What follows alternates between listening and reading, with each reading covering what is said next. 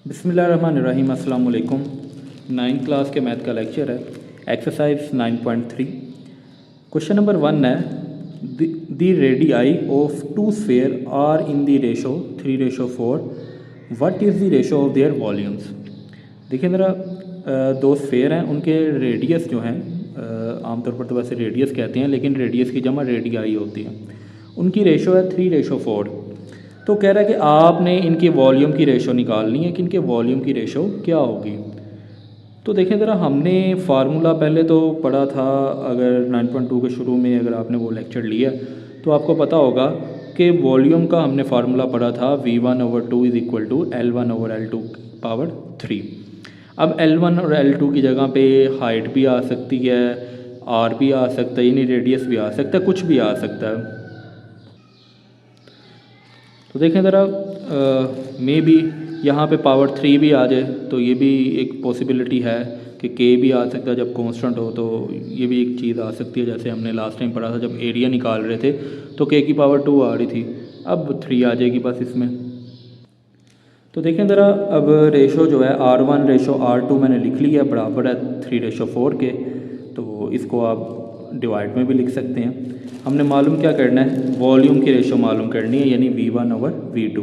तो देखें ज़रा, फार्मूला होगा V1/V2 is equal to R1/R2 की पावर 3।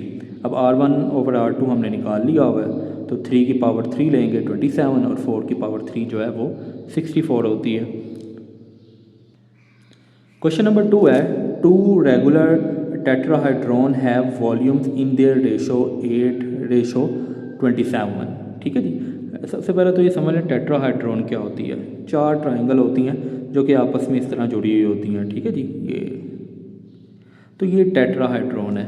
ठीक है, इनका कह रहा है कि इनके वॉल्यूम की जो रेशो है ना वो 8:27 है। तो आपने उनकी साइड की रेशो निकालनी है। ठीक है जी।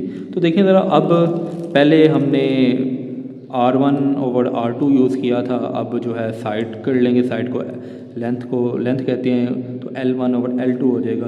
तो देखें ज़रा, V1 8 है और V2 जो है 27 है। ठीक है, पहली जो आपके पास जो पहला वॉल्यूम है वो V1 का, दूसरा V2 का हो जाएगा। तो V1/V2 जो हमारे पास है 8/27 है, तो हमने मालूम करना है L1/L2।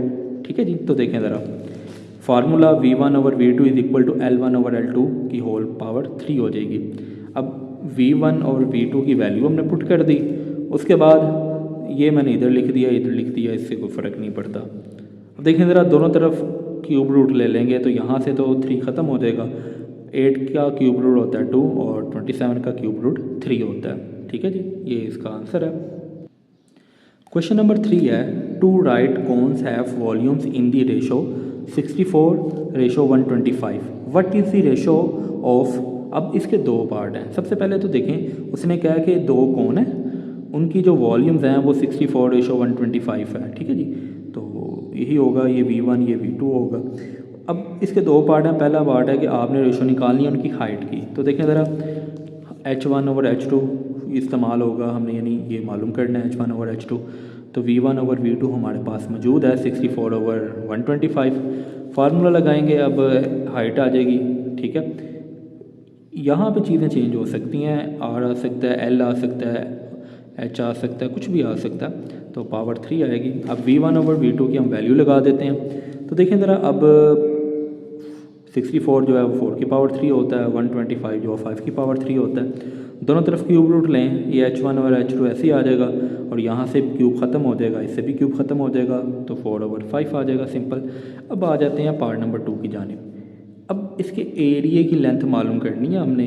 तो देखें ज़रा, बेस एरिया किसके बराबर होता है, लेंथ का स्केयर होता है जी। किसका स्केयर, लेंथ का स्केयर। तो अब देखें ज़रा, हमने हाइट तो मालूम कर ली है, बेसिकली हाइट लेंथ ही है। ठीक है ना।